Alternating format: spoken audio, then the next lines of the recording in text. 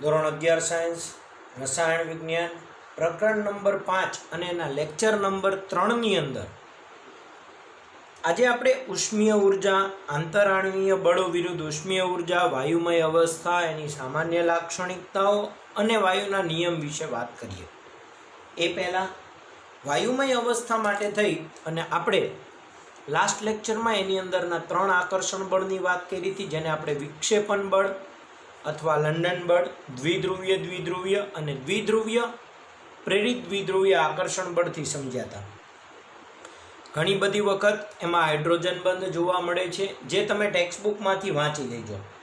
અને પછી ઉષ્મીય ઉર્જા વિશેની વાત કરીએ કે ઉષ્મીય ઉર્જા છે એ કોઈ પણ ઘટકના આંતર આણવીય બળો નક્કી કરવા માટેનું એક વિશેષ પરિબળ છે ઉષ્મીય ઉર્જા.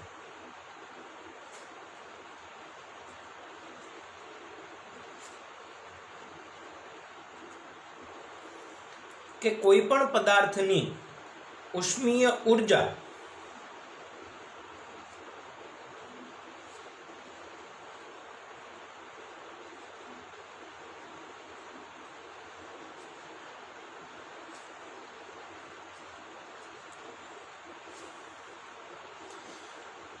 પદાર્થની ઉષ્મીય ઉર્જા તેના પરમાણુ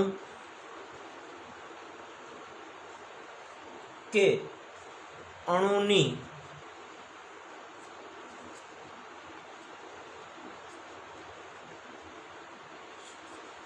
ગતિમાંથી ઉદ્ભવે છે.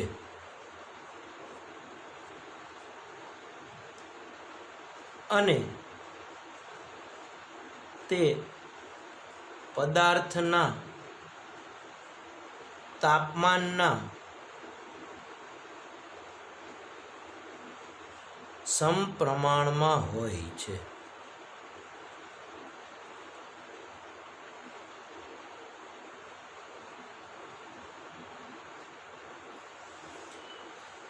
આ ઉષ્મીય ઉર્જા છે એ દ્રવ્યના કણોની સરેરાશ ગતિજ ઉર્જાનું માપન છે.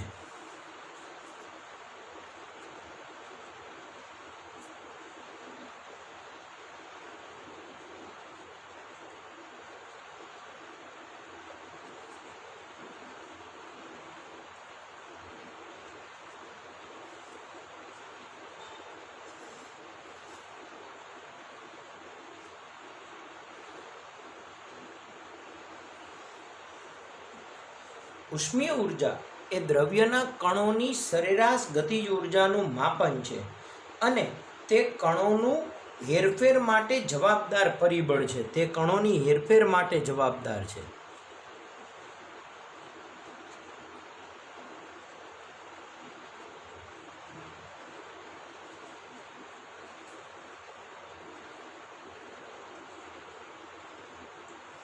હવે ઉષ્મીય ઉર્જા શું છે તો તમને બધાને ખબર જ હોય કે ઉષ્મીય ઉર્જા છે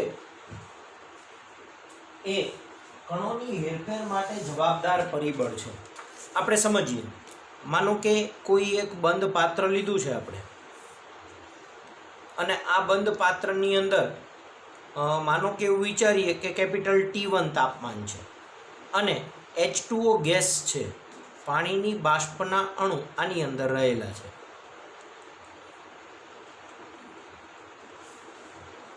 હવે બાષ્પના અણુ છે એટલે તમને બધાને ખબર છે કે વાયુમય અવસ્થામાં હશે. હવે માનો કે તાપમાન T1 થી ઘટાડી અને T2 તાપમાન કરીએ,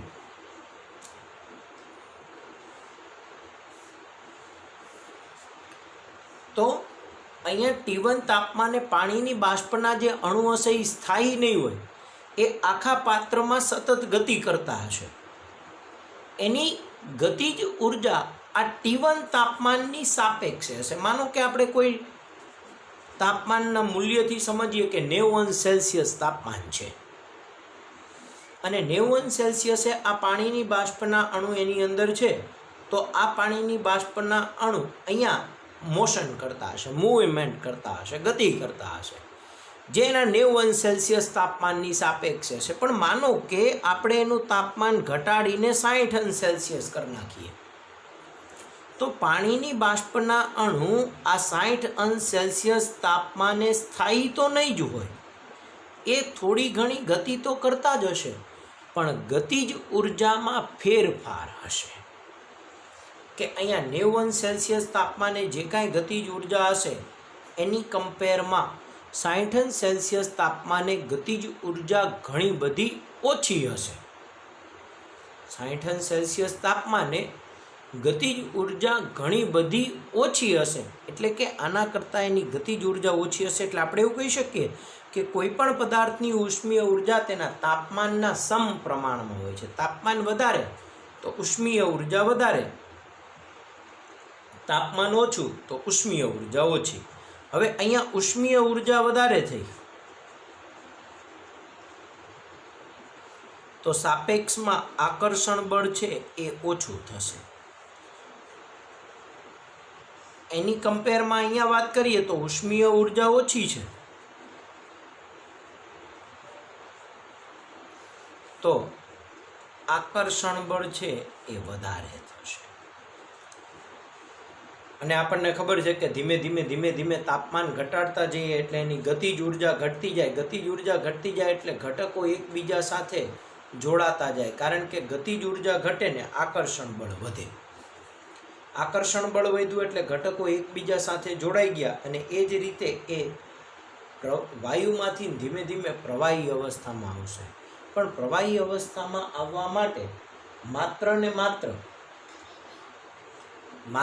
માત્ર એક એની ગતિજ ઉર્જાનો ઘટાડો જરૂરી નથી. આકર્ષણ બળ સાપેક્ષમાં ગતિજ ઉર્જાનો ઘટાડો પણ જરૂરી છે.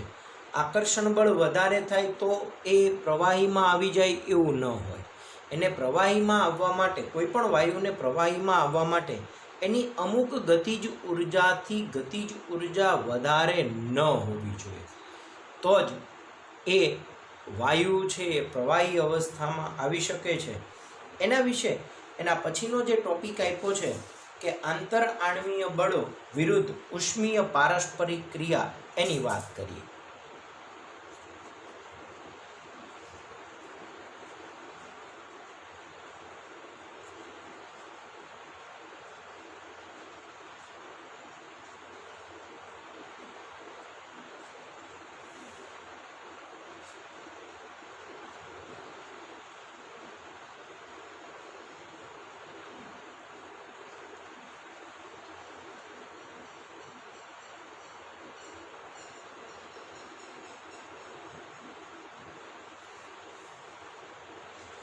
કે આંતર આણ્વીય બળો છે એ અણુને ભેગા રાખવા માટે, આંતર આણ્વીય બળો એટલે આંતર આણ્વીય આકર્ષણ બળ, અને આકર્ષણ બળ છે એ ઘટકને ભેગા રાખવાનો પ્રયત્ન કરે, અને ઉષ્મીય ઉર્જા છે એ ઘટકને અલગ રાખવાની પ્રકૃતિ દર્શાવે છે.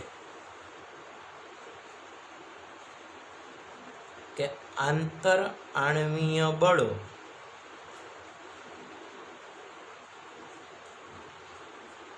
ઘટકને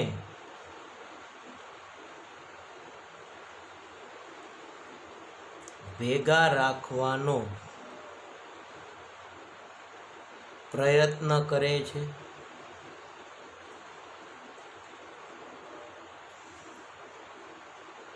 પરંતુ ઉષ્મીય ઉર્જા ઘટકને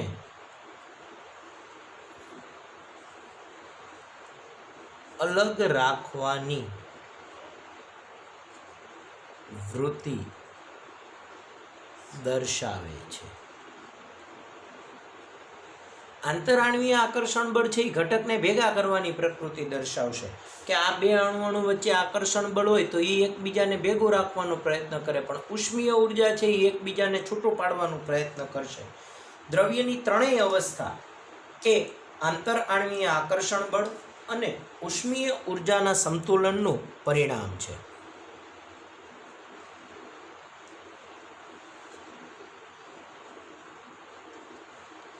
દ્રવ્યની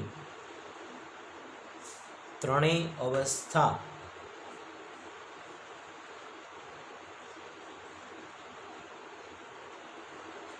આંતર આણ્વીય બળ, અને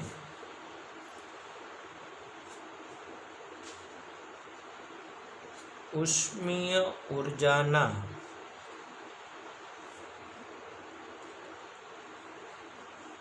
સમતોલનનું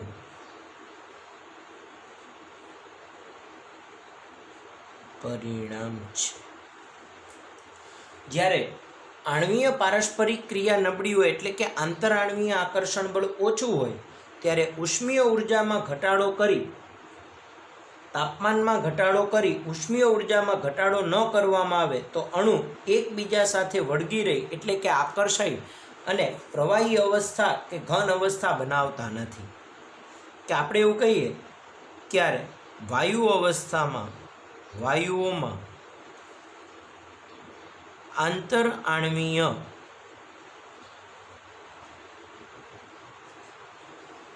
આકર્ષણ બળ નબળું હોય ત્યારે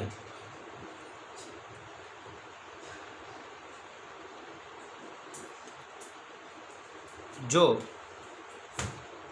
તાપમાનમાં ઘટાડો કરી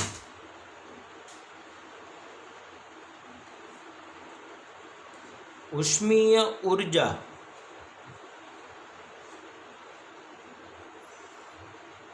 માં ઘટાડો ન કરવામાં આવે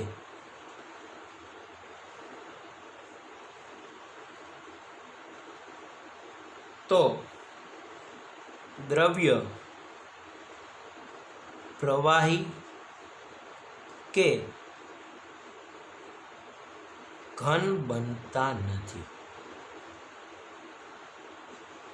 કે જો આપણે ખાલી ને ખાલી એનું આંતરઆણ્વીય આકર્ષણ બળ જ વધારવાનો પ્રયત્ન કરીએ અને એની ઉષ્મીય ઉર્જા ઘટાડવાનો પ્રયત્ન ન કરીએ તો વાયુમાંથી એ પ્રવાહી કે ઘન બનતા નથી.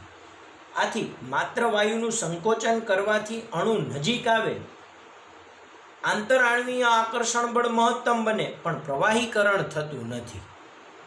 આથી એમ કહી શકાય, આથી વાયુનું સંકોચન કરવાથી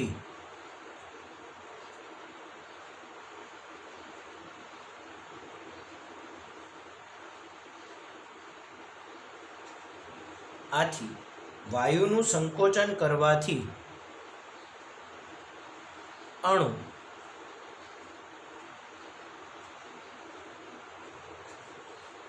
એકબીજાથી નજીક આવે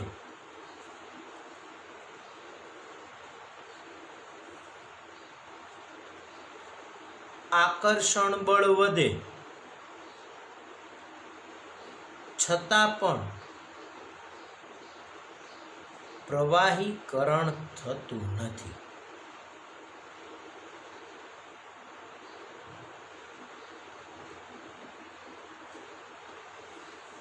કે ઘટકો એકબીજાની નજીક આવ્યા, આકર્ષણ બળે વધ્યું, પણ પ્રવાહીકરણ શક્ય નથી કારણ કે એની ઉર્જા ઘટતી નથી. જો અણુના તાપમાનમાં ઘટાડો કરીને ઉર્જા ઘટાડવામાં આવે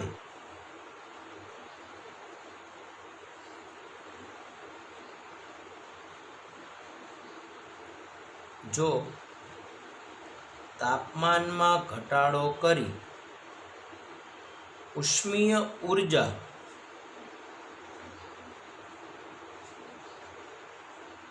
ઘટાડવામાં આવે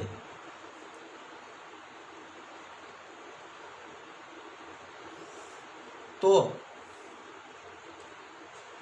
વાયુનું સરળતાથી અથવા સહેલાઈથી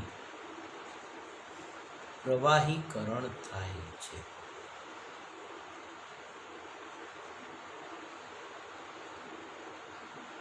અને ઉષ્મીય ઉર્જા અને આકર્ષણ બળોનો પારસ્પરિક પ્રભાવ એ કઈ અવસ્થાથી કઈ અવસ્થા તરફ જાય તો વધતો જાય એના વિશેની વાત કરીએ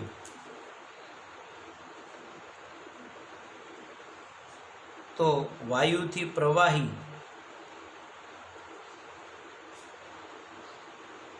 અને પ્રવાહીથી ઘન તરફ જતા, આમથી આમ જતા, વાયુથી પ્રવાહી ને પ્રવાહીથી ઘન તરફ જતા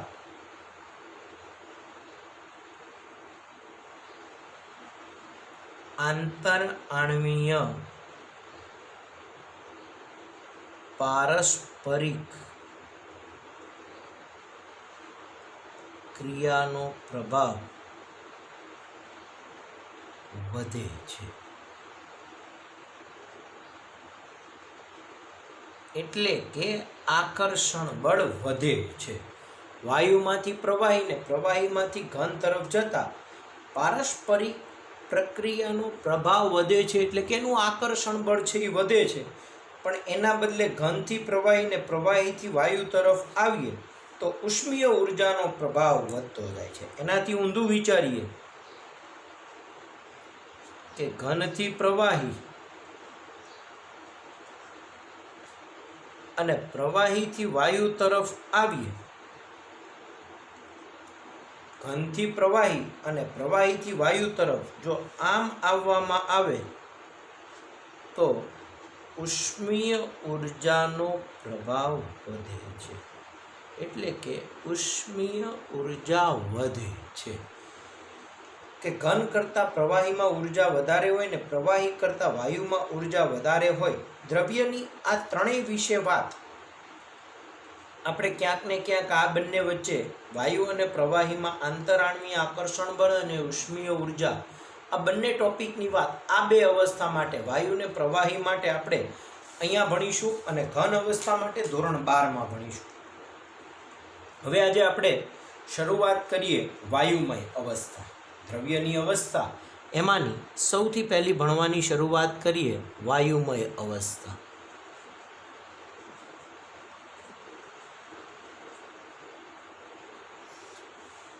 વાયુમય અવસ્થા સૌથી સરળ અવસ્થા છે. સૌથી સરળ અવસ્થા છે. દ્રવ્યની ત્રણેય અવસ્થામાંની સૌથી સરળ અવસ્થા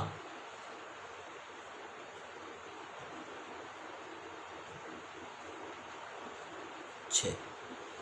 વાયુમય અવસ્થા એ સૌથી સરળ છે કારણ કે એના ગુણધર્મમાં સામ્યતા વધારે છે. તમે કોઈ પણ 3-4 વાયુ લઈ લ્યો, 3-4 પ્રવાહી લઈ લ્યો, સમજો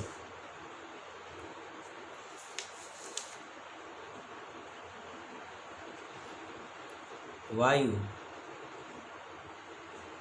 પ્રવાહી અને ઘન.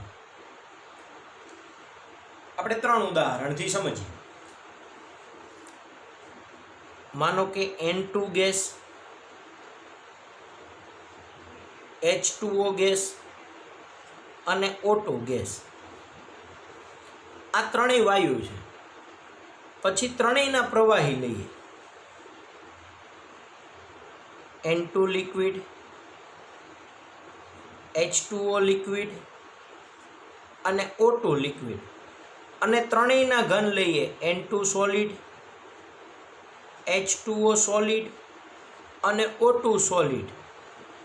તો હવે આપણે આમથી આમ જોતા જઈએ તો તમે નાઇટ્રોજન ઘનનો ટુકડો લો, તાપમાન ઘટાડો એટલે વાયુમાંથી પ્રવાહી, પ્રવાહીમાંથી ઘન આવે. માનો કે આપણે એને ઘન બનાવી નાખ્યા. નાઇટ્રોજનનો ઘનનો ટુકડો લીધો, તમે પાણીનો ઘનનો ટુકડો એટલે બરફ લીધો અને O2નો ઘનનો ટુકડો લીધો ને ત્રણેય ઘનના ટુકડાનો જો તમે અભ્યાસ કરો તો એ ત્રણમાં સામ્યતા પ્રમાણમાં ઓછી હશે.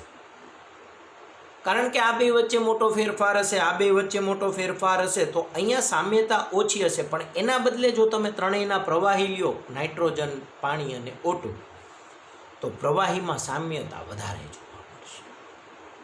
એના બદલે તમે વાયુ લ્યો તો વાયુમાં સામ્યતા એના કરતાં વધારે જોવા મળશે. કારણ કે અહીંયા આંતરઆણ્વીય આકર્ષણ બળ સૌથી ઓછું હોય. જેટલું N2 વચ્ચે હોય એટલું જ O2 વચ્ચે ને એટલું જ H2O વચ્ચે. કારણ કે વાયુ છે એકબીજાથી દૂર હશે એટલે આકર્ષણ બળ ઓછું હશે. પણ આના બદલે અહીંયા આકર્ષણ બળ વધારે એટલે આકર્ષણ બળ વધ્યું એટલે જવાબદાર પરિબળમાં ફેરફાર આવ્યો. એના બદલે અહીંયા આકર્ષણ બળ બહુ જ વધી ગયું એટલે જવાબદાર પરિબળમાં ઘણો બધો ફેરફાર આવ્યો. એટલે ઘન અવસ્થા કરતાં પ્રવાહી ને પ્રવાહી કરતાં વાયુ એ સરળ અવસ્થા જોવા મળે છે. હવે સામાન્ય તાપમાન અને દબાણની પરિસ્થિતિમાં વિચારીએ. સામાન્ય તાપમાને અને દબાણે તો આવર્ત કોષ્ટકના 11 જેટલા તત્વ વાયુ સ્વરૂપે અસ્તિત્વ ધરાવે છે.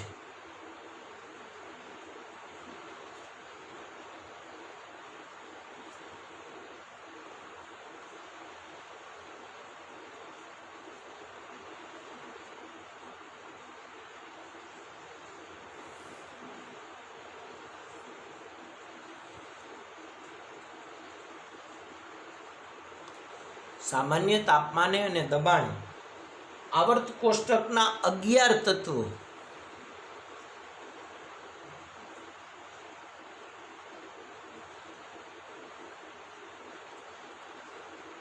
વાયુ તરીકે અસ્તિત્વ ધરાવે છે.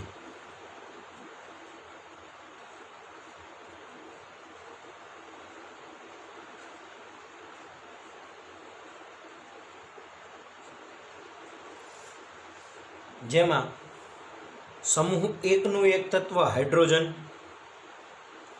જેમાં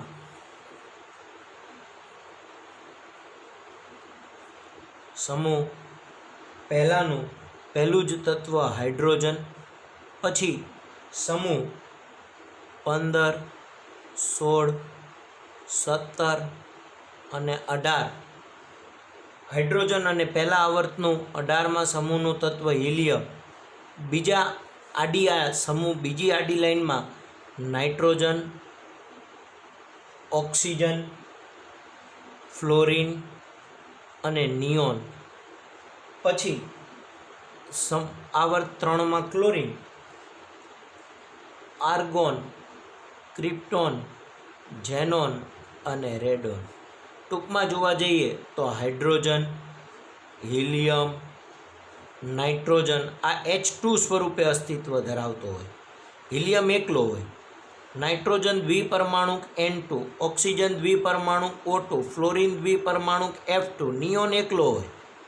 પછી ક્લોરિન દ્વિપરમાણુક Cl2, આર્ગોન, ક્રિપ્ટોન, ઝેનોન અને રેડોન આ બધા એકલા હોય. એમ કરીને આ 11 તત્વ hydrogen, helium, nitrogen, oxygen, fluorine, neon, chlorine, argon, krypton, xenon અને રેડોન આટલા તત્વ 1, 2, 3, 4, 5, 6, 7, 8, 9, 10 ને 11 આ 11 તત્વો છે એ વાયુ સ્વરૂપે અસ્તિત્વ ધરાવે છે. વાયુમય અવસ્થા આપણે કીધું એમ કે વાયુમય અવસ્થા એકદમ સરળ અવસ્થા છે. તો વાયુમય અવસ્થાની લાક્ષણિકતાઓ છે એ ખાસ યાદ રાખીએ.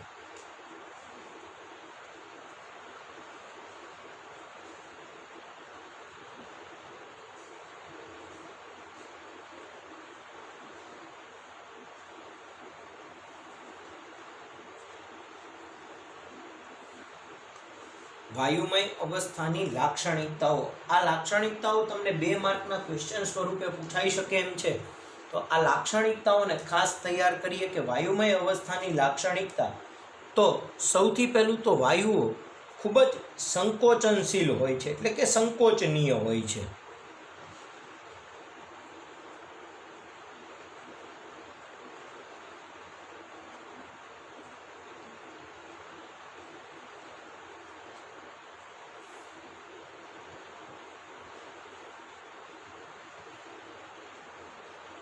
વાયુઓ ખૂબ જ સંકોચનીય હોય છે. બીજું, વાયુઓ બધી જ દિશામાં સરખું દબાણ ધરાવે છે.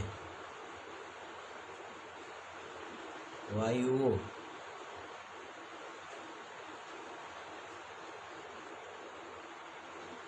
બધી જ દિશામાં સરખું દબાણ ધરાવે છે. પછી વાયુઓ ઘન અને પ્રવાહી કરતાં ઘણી ઓછી ઘનતા ધરાવે છે. વાયુઓ ઘન અને પ્રવાહી કરતાં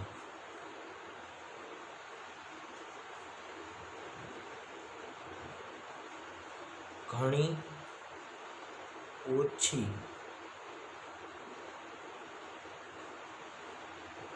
ઘનતા ધરાવે છે.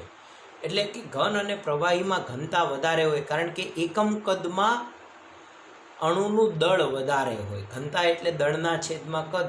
હવે વાયુમાં કદ જ ની સાપેક્ષે અણુની સંખ્યા જ ઓછી હોય, એટલે એની ઘનતા ઘણી બધી ઓછી હોય છે. વાયુના કદ અને આકાર નિશ્ચિત હોતા નથી. વાયુના કદ અને આકાર નિશ્ચિત હોતા નથી. તેને જે પાત્રમાં ભરવામાં આવે એ પાત્રના કદ અને આકાર ધારણ કરે છે. તેઓ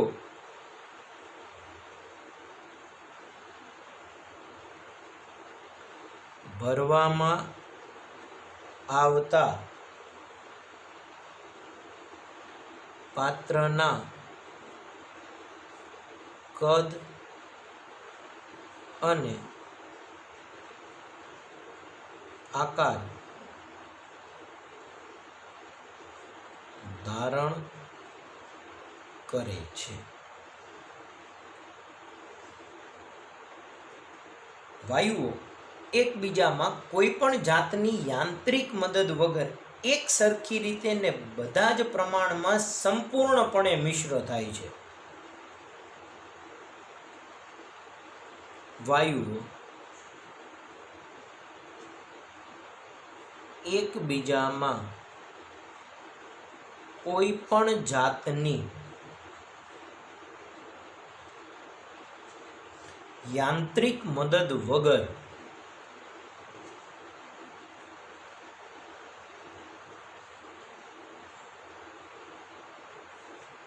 એક સરખી રીતે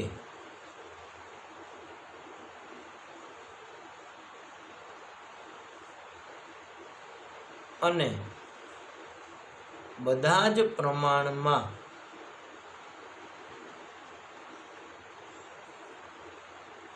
સંપૂર્ણપણે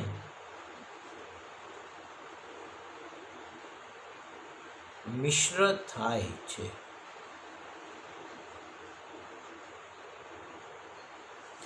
આપણને ખબર છે કે કોઈ પણ વાયુ હોય, માનો કે આપણે રૂમમાં જ વાત કરીને રૂમમાં એક ખૂણામાં આપણે અગરબત્તી સળગાવીએ તો અગરબત્તીનો ધુમાડો છે એ આખા રૂમમાં એક સરખી રીતે પ્રસરણ પામે છે.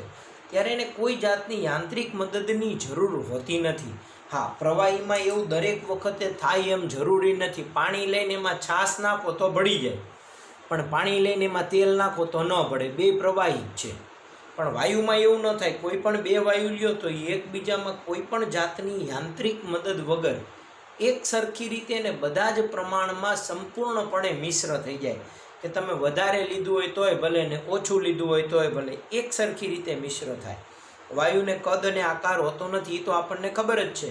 અને તે ભરવામાં આવતા પાત્રના કદ અને આકાર ધારણ કરે છે. એની ઘનતા ઓછી હોય છે, બધી જ દિશામાં એક સરખું દબાણ ધરાવે છે અને વાયુઓ ખૂબ જ સંકોચનશીલ હોય છે. એટલે કે વાયુની ઉપર જો આપણે થોડો ઘણો દબાણ આપીએ, એનું કદ ઘટાડવાનો પ્રયત્ન કરીએ તો વાયુઓ છે એ નાના કદની અંદર ભેગા થાય, એટલે કે સંકોચન પામે. સંકોચન પામે કારણ કે એના અણુ વચ્ચે અંતર જ વધારે હોય. તમે એક અણુ અહીંયા હોય ને એક અણુ અહીંયા હોય, તમે એને દબાવો તો એ નજીક આવી શકે, કારણ કે અંતર ઘણું બધું વધારે છે. ઘનમાં એવું ન થાય, અહીંયા જો હવે પછી કેટલા નજીક આવે. એટલે વાયુ અવસ્થામાં એકબીજા વચ્ચે અંતર વધારે હોવાથી ને ખાલી ભાગ વધારે હોવાથી એ એકબીજામાં સંપૂર્ણપણે મિશ્ર પણ થઈ શકે છે અને એનો સંકોચનનો ગુણધર્મ પણ જોવા મળે છે. તો આ બંને વાતને ખાસ ધ્યાન રાખીએ. આજે આપણે ઉષ્મીય ઉર્જા, આંતરાણવીય બળો એટલે કે આકર્ષણ બળો અને ઉષ્મીય ઉર્જા વિશેની વાત કરી કે આકર્ષણ બળ વધે તો ઉષ્મીય ઉર્જા ઘટે ને ઉષ્મીય ઉર્જા વધે તો આકર્ષણ બળ ઘટે. પછી વાયુમય અવસ્થાના 11 તત્વો આ ખાસ યાદ રાખીએ ને આ લાક્ષણિકતાને યાદ રાખીએ. નેક્સ્ટ ચેપ્ટરથી આપણે વાયુના નિયમો ભણવાની શરૂઆત કરીશું, જે આપણા માટે મોસ્ટ આઈએમપી છે. કે વાયુના નિયમો, એમાં બોયલ, ચાર્લ્સ, ગેલ્યુસેક, એવોગેડ્રો,